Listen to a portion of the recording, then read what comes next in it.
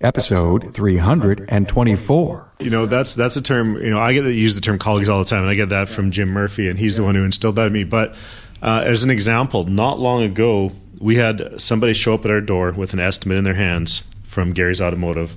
And whether it was Cody or his service advisor, Sarah, that gave it to him, I'm not sure. But he showed up. He's just one of those people that just maybe wanted a second opinion. I don't know. My service advisor, Lawrence, looked at this, read through it, and said to the customer, well, what is your goal here? And they were like, well, I just don't know. It's a lot of money, and I'm just making sure. And Lawrence looked at it and said, well, you know what? This all looks good to me. They're a good shop. They kind of specialize in these cars. You probably should just take it back there. We're not going to be able to do it for any less. The guy went back there. I sent Cody a text. He sent me a text back later that day. The guy showed back up there, gave him a deposit on the work, and we just reassured that customer that all this bad stuff you hear about the automotive industry, we don't let that happen to ourselves. We never steal business from each other. We don't steal employees from each other either. And we just give that collective power to, Peter used that word earlier, we're almost a family.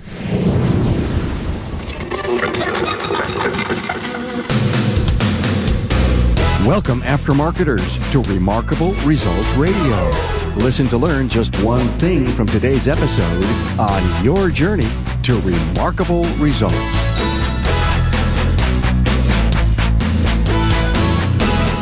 Hello and welcome to the Remarkable Results Radio Podcast. Carm Capriato here. I have a great listener base of the podcast in the Great White North, and I was honored while being hosted by the ACT Group in Seattle at the ATE Show, March of 2018, to sit with 3 shop owners and members of the Momentum Group in the British Columbia area of Canada. Hey, thanks to Federal Mogul Motor Parts for the support of these podcast interviews. When you need to search for parts, get the latest technical updates, or sign up for some Garage Rewards loyalty program swag for techs and shop owners, go to fmmotorparts.com. Hey, have you locked into the Town Hall Academy, the Single Subject Roundtable Forum? Well, they happen live every Friday at 12 noon Eastern and are repurposed as a podcast. Find every episode on the Academy page on the remarkableresults.biz website.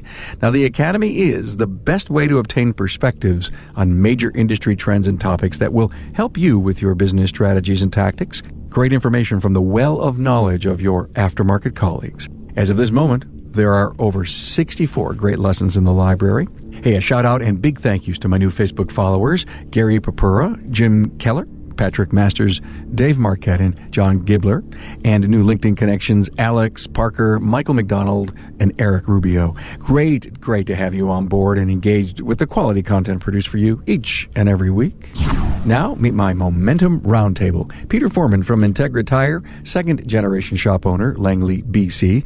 Cody Olshaski from Gary's Automotive in White Rock, BC. And Scott Waddle from Precision Auto Service in Langley, British Columbia. And Scott's been on the show before. See the show notes at remarkableresults.biz/E324 for bios and links to Scott's previous episodes. You'll also get the talking points. Canada has some major opportunities, challenges, and struggles, just as the U.S. aftermarket, yet they do have a few rules and regulations that are different. They also have a nationwide technician licensing and an apprentice program that requires a 4-year automotive degree. Hey, when you listen to the apprentice discussion, you'll like what you hear, learn some new things, or solidify what you already know about building an apprentice program. Now, keep in mind, as we talk about growing our own talent, apprentice programs will be a big part of that strategy. It is obvious that the shop owners are competitors, but help each other out whenever they can. As members of the 20 group Momentum, they are serious about supporting each other. Listen for the story of Peter Foreman's dad, Dave, as he helped provide Scott Waddle help in the early days of his business. I had a chance to hang out with about 40 members of the Momentum Group while at ATE in Seattle, a great group of owners that brought their technicians with them for training. Now, it just doesn't get any better than that. Now, listen to Peter Foreman, Cody Olshaski, and Scott Waddle. These guys share a lot on their business and the industry.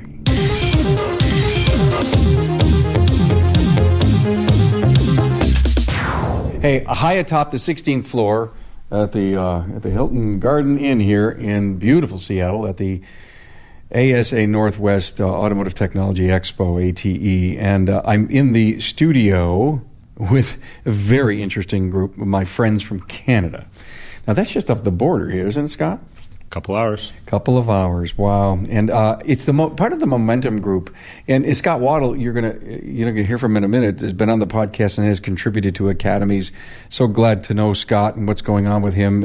He owns Precision Auto Service in Langley, British Columbia, and he told me about this group up in your area called the Momentum Group. You have like 40 some members. We have 40 team members from the from 15 different Momentum group shops. 15 different Momentum groups. And so how often do you come to ATE, Scott?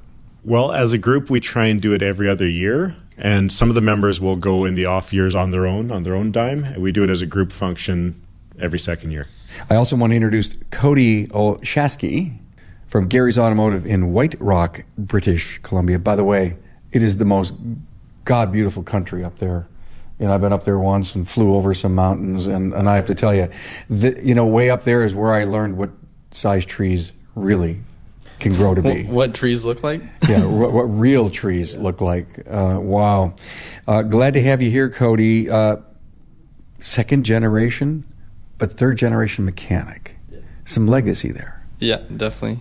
Second owner of this business, and my grandfather also had his own business in White Rock, right on the strip, Marine Drive, overlooking the ocean, right? So at the time, my dad wasn't in a position to take over from him, so he closed it down when he wanted to retire, and then my dad started his own thing about 15 years after my grandpa closed. So wow, love it. Love the legacy. Love to talk about it. I think our industry is so full of such great stories like this, and I love to get them told when we have an opportunity. And Peter Foreman's here from Integra Tire, second generation shop owner in Langley, BC. Yep. Hello, Peter. Hey.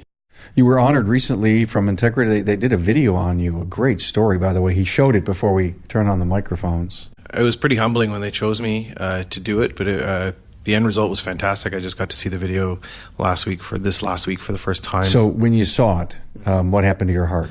Oh, yeah, it's just pounding onto my chest, right? And I felt really proud to be able to talk about my dad in a way, in a legacy type manner, as to what he's done. He's retired just about 3 years ago, so really happy with that. Good for you, and it's great that he could be out of the business and watching you continue to grow it. Yeah, he realizes now that I've taken over, he probably wishes he retired a few years earlier. It always seems to happen. I hear that. I called Scott because he's such a great friend and contributor to the show, and I said, so you're coming down there with a big group from Momentum, so let's just have some of those Canadian beers and get together in the studio and talk about the future.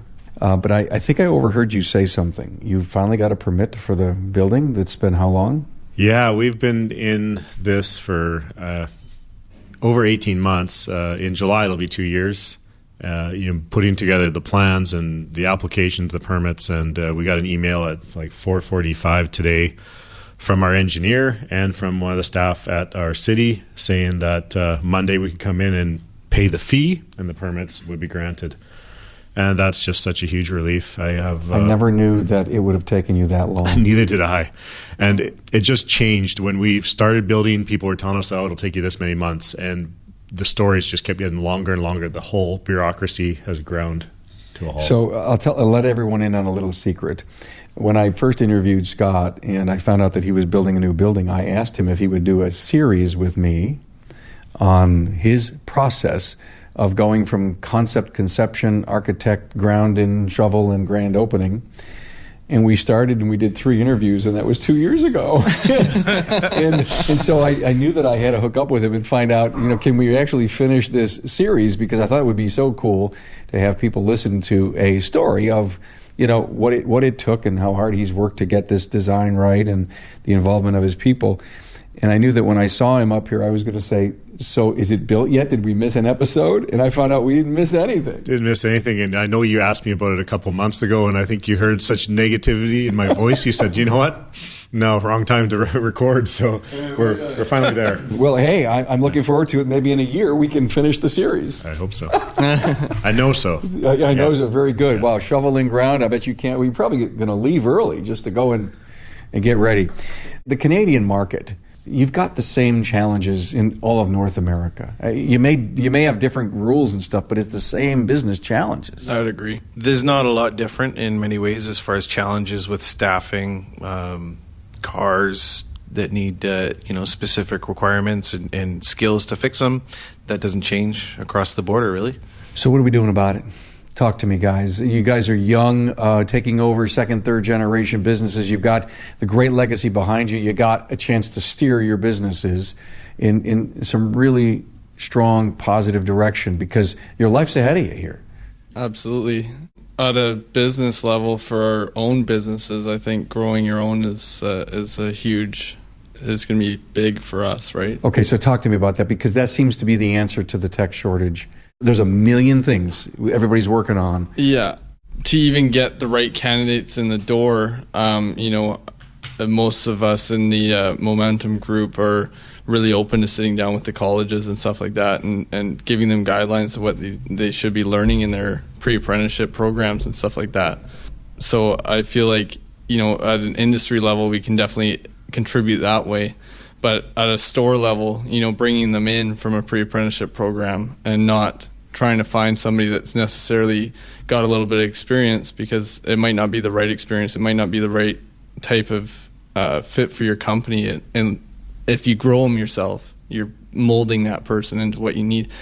And it is an investment, but if you have the right culture in place, you can make that investment. And we've got this culture of, we steal from the dealers steal from us to get these good techs, and it's been happening for decades, and that pool continuously dries up, and there's only so far you can go with that. And yeah, I'm the same way as Cody. We grow our own. So. Okay, and so let's dig into that a little bit. Would you help me? Help me understand what grow your own really means. I just keep hearing so much now, and the reason that I ask, I'm giving you a loaded question. Guys are looking for really good, strong apprentice guides so they can literally go in and fill in the blanks and start taking a person and walking them through a 1, 2, 3, 4, 5-year process by doing these things. Let's talk about that. What are those things? Yeah, as far as how to grow them within your shop, I mean, it starts with, obviously, you have that culture of learning within the shop. I've got my lead tech has been with us for 11 years. He started as a first-year apprentice, came out of the foundation course, which is a 36 or 40-week course from there. And so being with us that whole time, he's learned our ways and how we do things. And now he's starting to be a bit of a mentor to some of the new guys that are coming in. I've started to create some processes now that, Dad's retired and I've had to figure out some things on my own, is some specific checklists. When a new guy comes in, you've got to do these specific tasks so many times with a technician or a proper tech until you're proficient and they've signed off, and you can now do a road test on your own, right? Okay. So you really are creating, as you say, the integration process is that someone ultimately signs off on competency? Yeah. That's how I've tried to do it. I think it seems to be working okay. I do a couple different things too. We have one of the local colleges has a co-op program, it's called. It's 5 programs, so 16 weeks in school, 16 weeks with me, 16 weeks in school, 16 weeks with me, 16 weeks in school. They come out of there, they get a diploma in automotive engineering and automotive business, as well as they get all of their technical training through that as well. And then they need to complete their hours before they can get their red seal. And what's that qualify them to do? Well, they're a qualified licensed technician at that point, right? So, and that's the apprenticeship program. We have an apprenticeship system in Canada that has a lot of these steps in place already, but it does not mean that it's hands off. The employer and your mentor within your shop has to do a lot of that work. Yeah, it really starts with your mentor. All over Canada. I mean, it is how people become skilled tradesmen?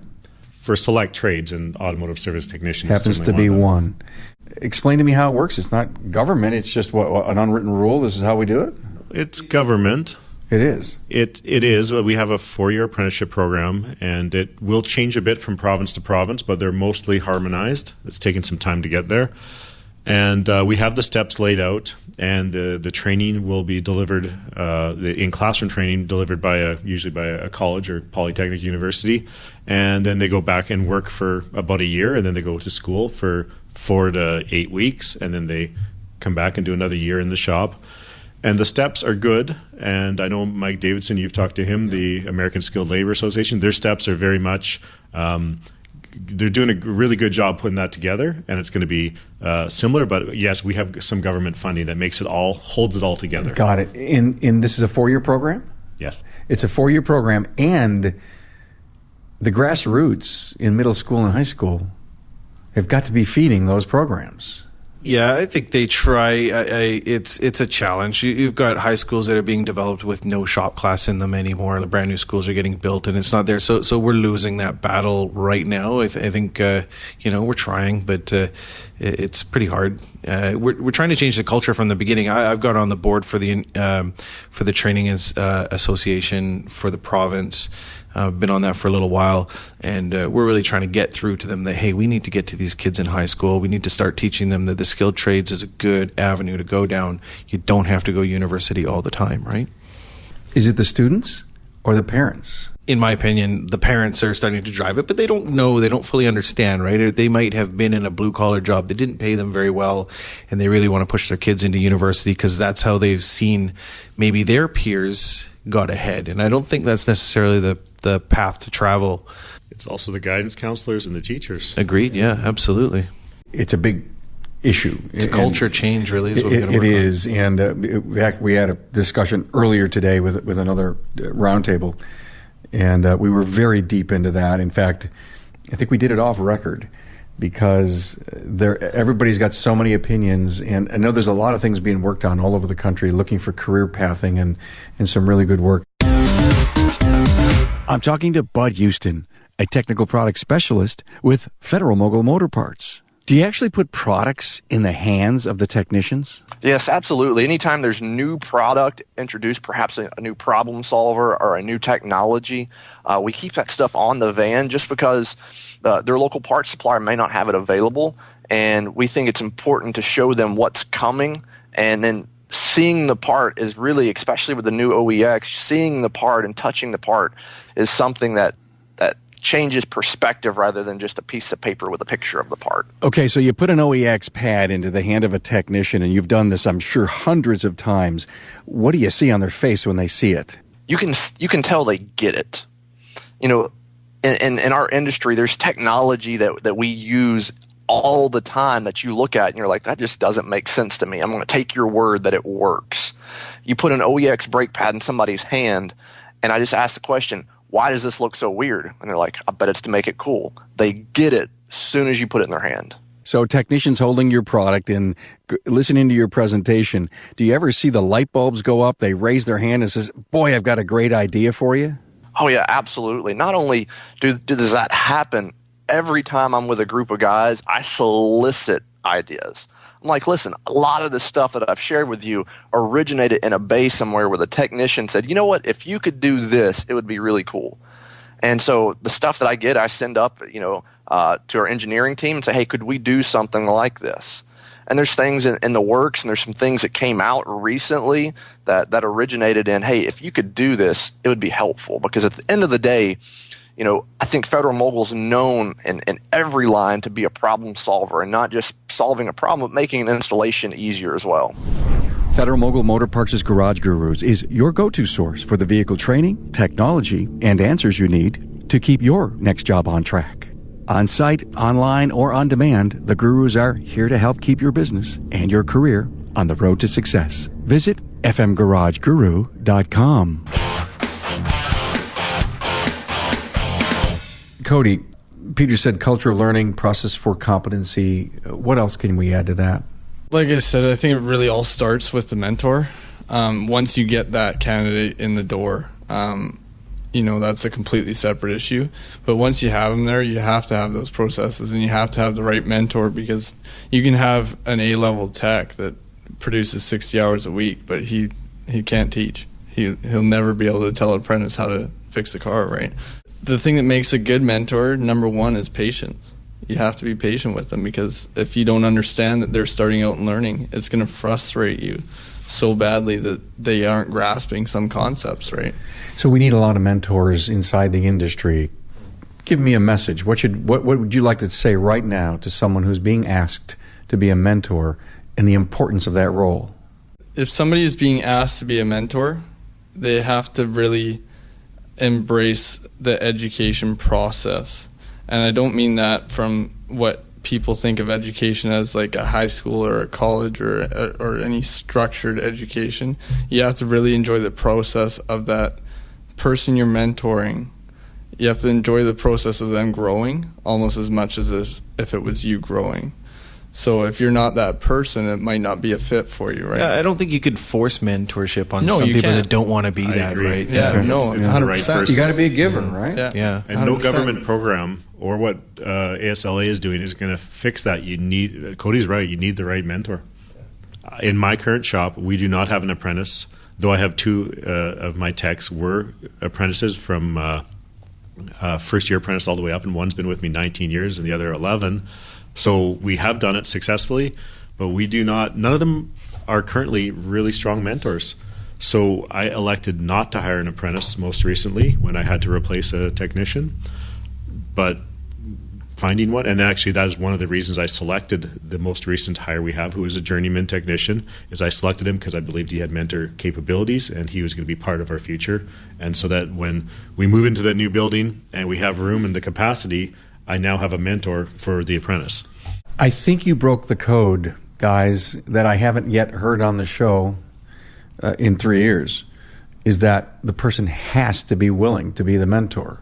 And maybe some of the programs that have failed, Scott, are because the mentor was, I mean, the apprentice is the apprentice. He's going to accept it. This is part of his career pathway. But if he doesn't have a good mentor, and the mentor is not willing and into it and realizing his role, I hear too many times that it's just that stuff doesn't work. I think I figured it out. I've seen all sorts of pay plans and other things put together to entice the mentor to collect a quarter of the apprentice's hours, or all sorts of different formulas, and I don't think any of them do the job if you don't have the right person in place. My lead tech, he's pretty young. Like, I don't have anybody over 30 in my shop other than my new service advisor starting Monday. Excited for that finally, yay. They're all young. I got a 29, he turns 30 in the summer, a 28-year-old and a 22-year-old in the shop. Oh, and a 23-year-old, sorry. They're all young. And so the 30-year-old who's like the mentor, he's still pretty young to get that across to the guys, but he's a great technician. So you try a bit of a different culture where I've got him, okay, not necessarily as a mentorship, but how can you use this young apprentice to your advantage to get you more build hours in a day? Because if you can do that, he's getting hands-on working with these jobs that they normally wouldn't get to do if they got stuck at a dealership and they maybe changing oil all day long or sweeping the floors. Actually hands-on learning, plus the other guys making some money. And you're right, some of those performance plans necessarily aren't going to work if you use it that way, but if you change them in a different mentality, we can go that way. He's not really a mentor yet, but I think I can get him to still teach, right? Do you know what I mean? Guys, how many students that are coming out of the 4-year program, or do you have a 2-year program up in Canada?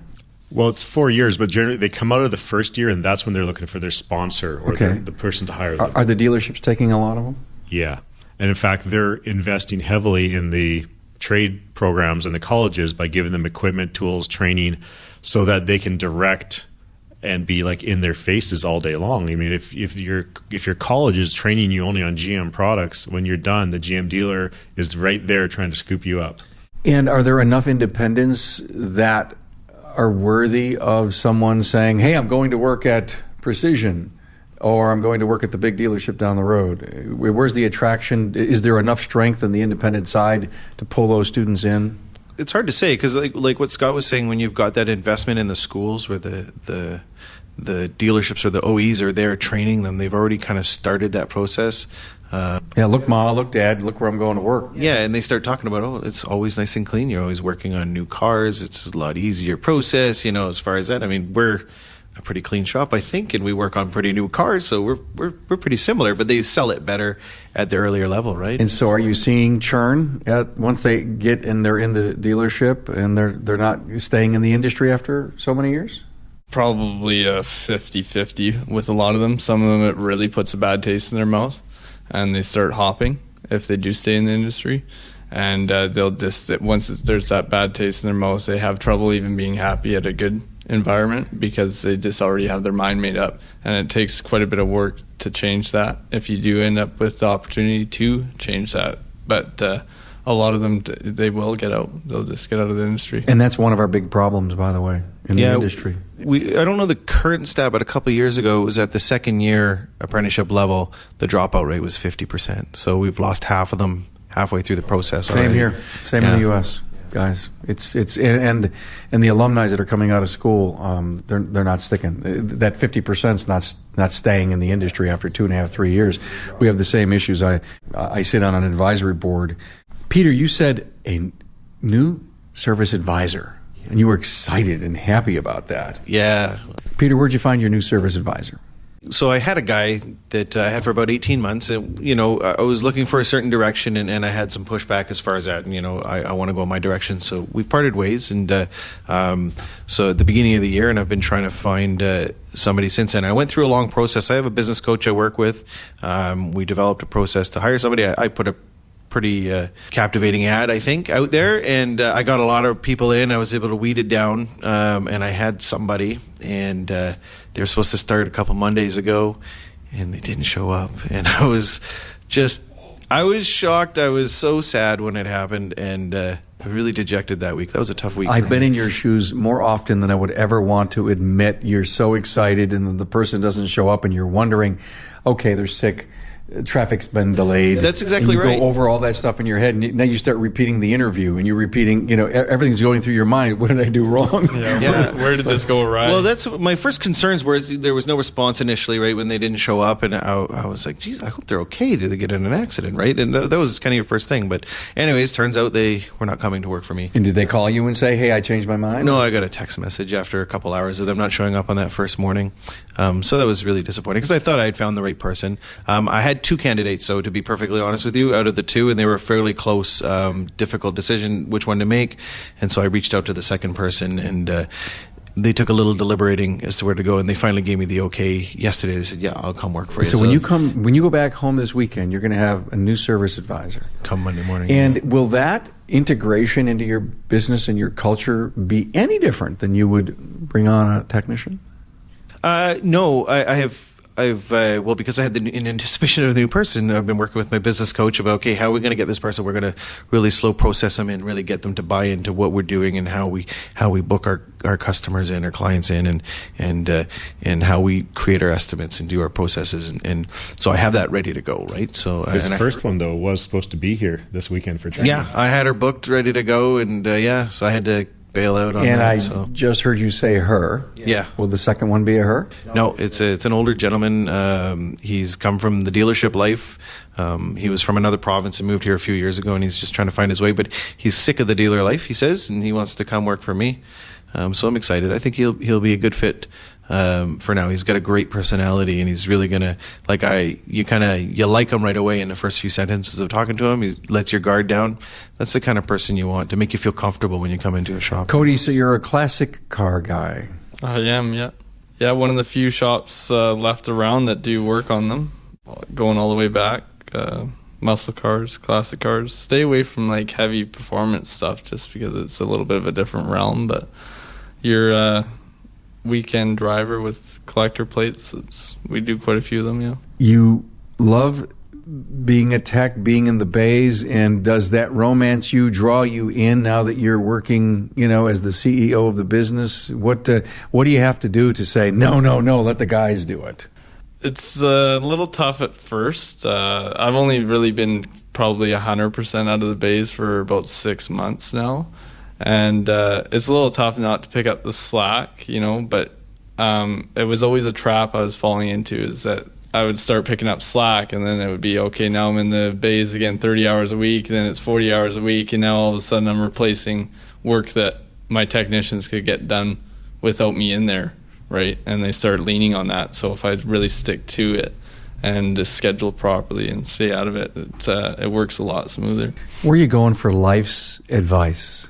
A lot of it comes from Scott across the table here. So old man one of my Scott mentors. Here. Yeah, 47. But at 47, I'm almost twice his age. Yeah. and that's what's so impressed. The audience needs to understand that Cody and Peter are really. You guys are millennials or not? I am technically, yeah. Okay. I'm like, I heard that there's a 30 video about the Zillennial or whatever they call it. Yeah, it's coming, the Z. I'm born in 78, so I'm like in between the you're born in 78? Yeah. So you're more of an Xer. The X and millennial mixed together, they say, is what my generation is. So, okay. Yeah. But still, I totally identify with millennials. Got it. Good, so you're 40-something? 39. 39, and you're? Yeah, I'm 25. Whoa. Okay. To your point, to not to discount Scott because he's definitely one of my great mentors, but my father was definitely a huge role in my life as far as that went. And you went and got mentoring from, it was Peter's dad? Yeah, Peter's dad was... I don't think you went and got it. No, you didn't have a choice when it came to Dave. He came to you. He came to us. And so, yeah, early in my business, I think it was the guy who sold us the software to our business management, soft management program at that time, which is an old DOS system that called Pace that some people will remember. And the salesman said, there's a guy around the corner. His name's Dave Foreman. He's going to come see you. He'll tell you what you're doing. He'll tell you what you're doing wrong. He might tell you what you're doing right. And just be prepared. So sure enough, a few months go by, and this guy never came by. That's kind of weird. And then one day he comes by. And, it was actually a fantastic experience. And as happens with many, Dave over the years softened up a bit. So I heard lots of stories about Dave in the early years, and he was a tough guy, and he'd definitely tell you what you're doing wrong. He softened and softened.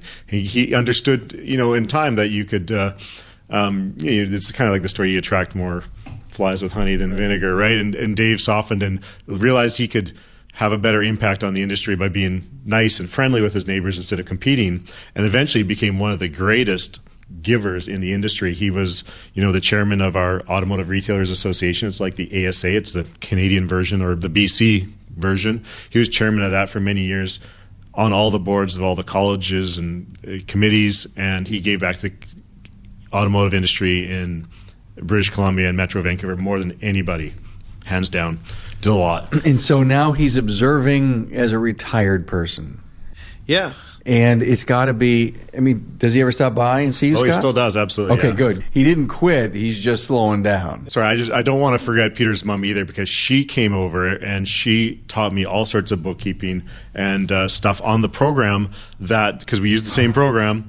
And I paid for training, like many of us do, and I got some training, and it was good. But she came by and told me how to take that training to the next level. So she came by voluntarily, never paid them a nickel.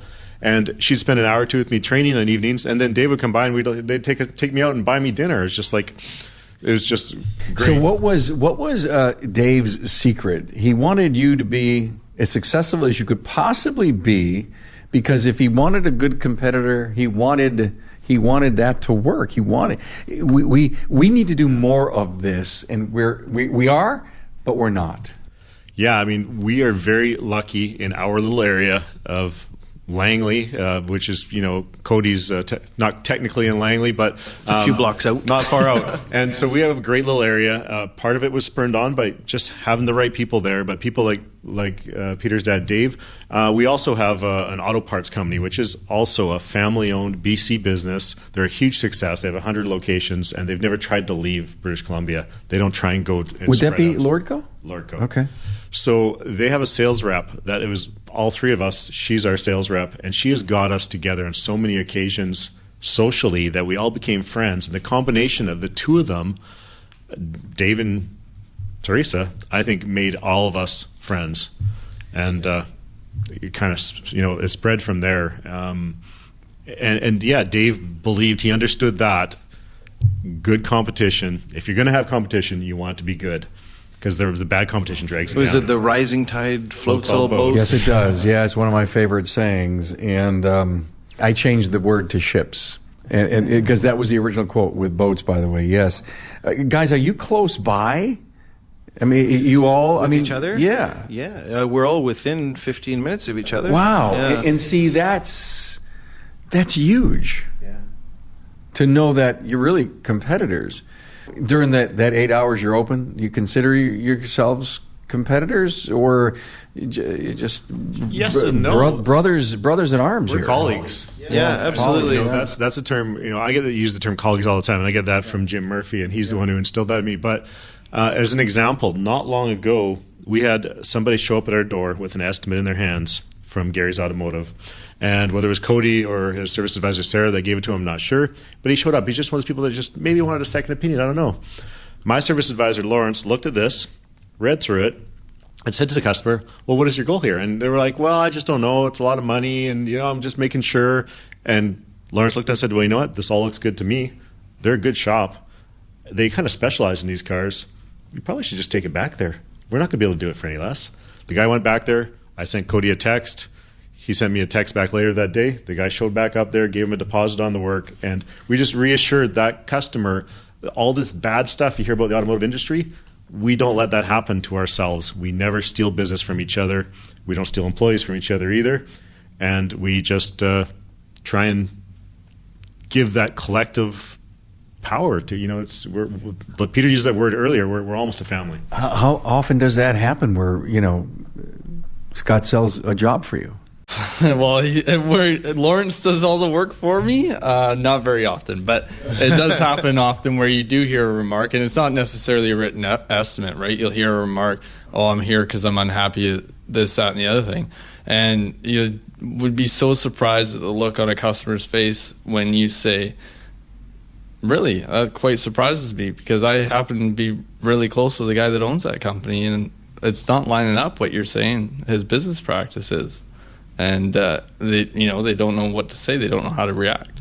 And it's, you could sort of cut off some of those bad images of the industry that way too, right? So I love what I hear. This is just so heartwarming to hear how you guys all work together and you're so close to each other. And so, Cody, you're a young man. Technology's coming at us faster than the speed of life. It is. Speaking of which, I just bought the new Snap-on Zeus last week. So, technology's coming quick and it's expensive. And it's coming quick and expensive, and I bet you just can't wait for it to arrive. Yeah, yes and no. I mean, I really enjoy all the parts of it that make it easy, that make like information is right at your your fingertips now. Like it's so readily available, and that's a hugely part to technology. When I think about such a young guy in business, and he is going to be there, Scott, when the autonomous car is going to pull in and say, fix me. So what have you been thinking about on that day 20, 25 years down the road that's going to happen? Literally, my tech is here at ATE, and we had this conversation in the truck on the drive down about autonomous cars. And, he's quite a young guy, too. He's only 30, so definitely within his realm of his career. And, it's going to be a different curve. But, I seem to remember it's completely different merits and everything, but I seem to remember when fuel injection started coming out. And my grandpa thought that was the end of the aftermarket industry then, that nobody was going to be able to fix it. Everything was going to have to go back to the dealer, and that was it. And here we are now with a lot of profitable aftermarket shops around, and I think that it's just going to be another learning curve, and that's why we're here. You're preparing every step of the way. Yeah. And so when it arrives and you have to yin instead of yang and reinvent your business model, yeah, you're going to do it, because not only are you really keeping pace with technology and keeping your guys engaged as a business owner, are you prepared to want to do business differently in the future? Give me an idea. I mean, have you really thought what's it going to feel and look like? What's your business going to look like in 5 years? Oh, 5 years, yeah, for sure. I mean, even the steps that we've been covering here with Peter's done a great job of going paperless in the shop. Like 5 years ago, I would have told you you're insane. How do you operate a shop without paper? How do you write stuff? Like where do you update your parts? Like how do you do any of that stuff, right? But through just really planning it out, and like things like our Momentum Auto group, where some guy thinks way outside of the box, and 14 other guys think he's nuts, but he proves he can do it. And it's, and that happens so often in so many different ways. Isn't that amazing? It really is. I mean, there's always someone who's wearing tomorrow's fashion today, right? Yeah. So tell me, Peter, about the adoption of digital vehicle inspections. And was it a tough thing? So many months? Did you lose anybody? No, we didn't lose anybody. I think as far as customers are concerned, they love it, and as far as my technicians are concerned, they embrace it pretty good. And we worked really well together to develop processes that make it work well. We had a really robust inspection process already for our regular maintenance services, oil change, and our drivability diagnosis and things like that. Really well set up. So to go to the DVI side of things was really just like that next little bit of a step for us to go there. And then that in turn gave us the opportunity to go totally paperless as well, right? To be able to, we don't have to do this anymore, right? So I just dived in. You made it. You just made it happen. Yeah, we were really close. We just needed one more little thing, and so I just forced it. Who's your platform? We use Autoflow. Okay. Or formerly AutoText.me. So. Yeah. And do you have DVI yet? We do, yeah. We've been doing it for quite a while, and we're nowhere near paperless. And that's the funny thing. Paper's on sale this week, and I sent my wife a text message telling her to pick up a case. I don't know. So I've seen what Pierre's doing, and it's great. I'm not prepared to do that right now. I've got other things on the go. You want to build a new building. Yeah. Priorities, but man. We use AutoServe 1 because it was the first to integrate with Protractor, but we use Autoflow as well for the texting capability. And at some point, I'm going to have to make a decision here. And I really like the Autoflow product and the support that they give. So it may end up being that way, but we've been doing it for about a year and a half, but only really for about less than a year. All right. You got it, Cody?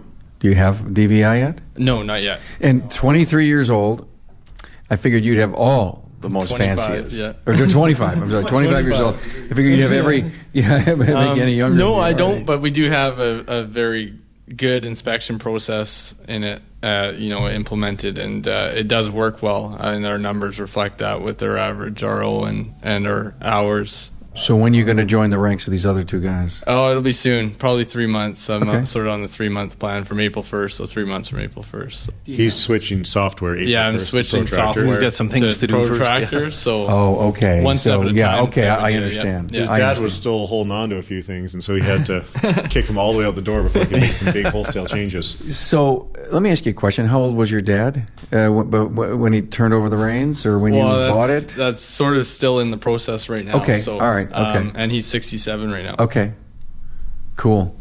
Cody, do you ever find time just to stop and think? Yeah, absolutely. That's why I think that the outdoors are such a big passion of mine. I go in some pretty extreme places, sometimes, way away from civilization or cell service or anything like that. So you don't really have an option to not think or, Do you think about distract yourself. business, or do you think about other things? It depends. Sometimes if I'm going with the purpose of I need a break, I will probably think about business because I need a break for a reason. I don't like feeling like that while I'm working, while I'm in the flow of things. I don't like feeling like, oh, I can't believe I'm still going. I need a break. I feel like it's the fastest way to burn out. So if you're at that stage already, I sort of use that time to reevaluate. Okay, why do I feel like that? Am I unhappy because of what I'm doing? Am I spending too much time in it? Why do I find that so fascinating to hear him as such a young man doing this? Because I think it's almost such a healthy discipline to have today, Scott, now, as he gets older and the business gets more complicated. That's one thing that really impressed me about Cody when I first started to get to know him. I knew his dad for, about the last 15, probably close to 20, but the 15 years anyways. When I started to get to know Cody, the things he told me, and actually he mentions the outdoors, he told that to me. He told me about hunting and the way he does it. And the thing is, I'm totally good. We're Canadians, and so we might seem to be anti-gun or something, but we're not really as anti-gun as some of you Americans think. But we're definitely not anti-hunting. We're all about hunting in the outdoors. And Cody, if I remember really distinctly, the way he told me how respectful he is to the animal and all this stuff, he's like, wow, this is and this guy's 25. He has an incredible discipline for someone of that age, and he's got a good future ahead of him. Let me ask you, the older Peter, where do you do your thinking? My drive to work, I commute a little bit, so I seem to get all these great ideas, and I never remember to write them down a lot of the times by the time I get there. But I like to think about the process, or I digest what happened through the day on my ride home, things like that. Do you let your intuition drive a lot of your own decisions? No, I get paralyzed by analysis a lot. I overanalyze some things, and I've got to learn to stop doing that and get onto my intuition a little bit more. Just start doing, right? And I think when we talked about that paperless side of things, that's where I just do it, right? And let's see how it goes and change it. So Cody tells us that he goes out and hunts and spends time in the great outdoors. And boy, this is the beautiful great outdoors here in the Northwest and in BC. Where are you finding your time, Peter, to re-energize? Oh, yeah, I don't get a lot of time right now to myself. I've got 2 young kids as well. They're 9 and 7. And my wife is also an entrepreneur herself. She's a property management and a commercial realtor with her own second-generation business that her dad has passed the torch on. So pretty busy. But we take some time to relax ourselves, my wife and I, and get away from it. And we're really good at bouncing things off of each other and talk about ideas. Both having that same entrepreneurial mind has been great to come up with that stuff. So, guys, give me a success formula. That's really what is it going to take for you 2 young guys to really formulate and develop your business over the next so many years? That you've got to be thinking about that. The great new responsibilities passed on to you, lots of weight up top on the shoulders. Okay. What's the success formula going to be for the future?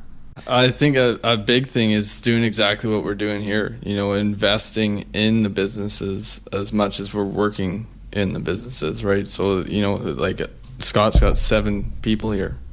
So, it's quite an investment to bring 7 people up, down to ATE and sell them all and doing training and stuff like that. You just got to keep on top of what's happening. And before, it actually gets there and it's too late, right? Kudos to you, man. And you closed today, right? We did, and Monday. Yeah. So here's the story. I meet people who says, wait a minute, we can't close. We can't do this. So, Scott, give the message to the people who are naysayers. Well, it hurts me, actually, but it's the right thing to do. It doesn't hurt you long term. Well, no, it does. I don't think it hurts me long term. You're right. It does pain me to close, but because that's just you. Yeah, it's revenue, it's your clients, and all that stuff. But it's pain with a purpose. It's pain with a purpose. It's an investment in the future, and so that I'm a huge believer in lifelong learning, like continuous improvement. This is what it takes. We have to take time off. And I don't believe that we can train our staff after hours or on weekends when we're too close to home. So we made the investment. We come down, we spend the time. And I counted it the other day, and I am sure that classroom, like sitting in a class, at least 75 hours a year myself, and that doesn't include all the other ones that are just like, the supplier buys pizza and comes over and tries to show you some stuff at lunchtime. Those don't count. I'm talking real classroom time. Yeah. I always believe that we'll get our most investment out of ourselves. It's almost like if you're looking for a 40-hour technician training program, you just need to come here and spend a few days and you got it. It's as good as it gets for us. We have a local trainer that does a really good program at home. We're very lucky because that's unique. But otherwise, for us in the Metro Vancouver area, the best training on the West Coast is for sure at ATE. Wow.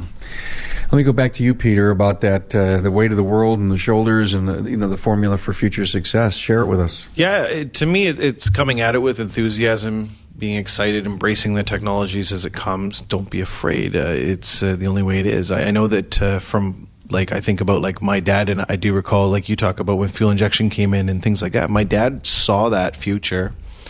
Took a specific electronics course, basic electronics, nothing to do with automotive, really understand the theory of it all, and really took it to heart and go from there. And then his basic understanding of electronics when it came to diagnosing these fuel injection cars, and they were coming in even from dealerships that couldn't fix them back then, is he had the know-how to do it, right? And he was ready to embrace it. So I think about what he did, and I have to remember to do that. I'm not a technician. I don't have the technical ability, but I got to be able to pay attention to the trends and make sure my guys have that ability, right? You guys both have big shoes to follow. Oh, yeah. Wow. Absolutely. Wow. And just to hear Peter talk about Dave, his dad, reaching out to find a basic electric class because he recognized that was going to be important to the future. What Dave recognized as well is that Dave was never going to quit.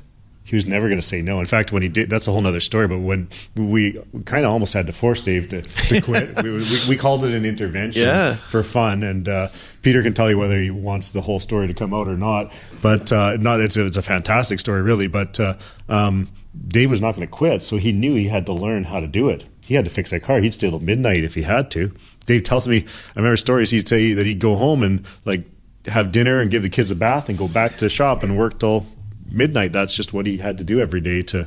Yeah, it's funny, and he's instilled that in me too. Like I can tell you just this week right now, because I haven't had that service advisor. I've been so behind on my bookkeeping and things like that I had to like finish the shop, get home. I had Cub Scouts with my son, do that, drop him off at home, and come back out to work and finish all paperwork and things like that. I didn't get home till about 12:30, 1 o'clock that night, and in preparation for coming down today. So he instilled that back into me. But also having mentors like Scott helps us prepare for the future, and know that I'm hoping I can pay that forward as I get older and become successful. Any final words that you'd love to share about what's going on with the state of the industry and what we have to pay attention to? Really, it's up to us. There's not enough outside force to keep driving it, so it's up to us to keep the standard up. It's up to us to mentor future employees and keep the industry going, right? So there's nobody doing it for us. So well said, Cody. Yeah, I think we have no choice but to persevere, and so I'm not necessarily worried about the future so much, because I know that I'm there for it when it happens and to take it on, and I think our industry will persevere. For me, I'm not concerned. Do you agree with this guy over here to my left, a lifelong learner? You got to be a lifelong learner? There's no question. It's impossible not to. It's impossible not to today. Absolutely. I mean, yeah, you got to make sure your techs are, squared up and aligned. But what will be the kind of business training that you guys will be looking for? Is it going to be how to do good books, or is it going to be leadership and culture? Leadership and culture is an easy one out of those two. But I think the way we get it, a huge way we get it, is our momentum group. Yeah. Stuff like that. Like, we don't really have classroom time. Like, we have meeting and stuff like that, but we don't have like a topic in classroom time. But by going through each other's shop and meeting each other's staff, you pick up so much stuff doing that, and stuff you can implement yourself in creating a different culture and stuff like that. The shop tours we do, where we get to see what everyone's doing. The one other gentleman that was going to be here, unfortunately couldn't come down, Mike from SuperTech Automotive. We got there to his shop last year, and like the cleanest shop I've ever seen in my life. Just like, and he didn't stunning. Tell us. Yeah, we didn't know we were walking into the cleanest diesel shop in North America. Yeah. It has to be.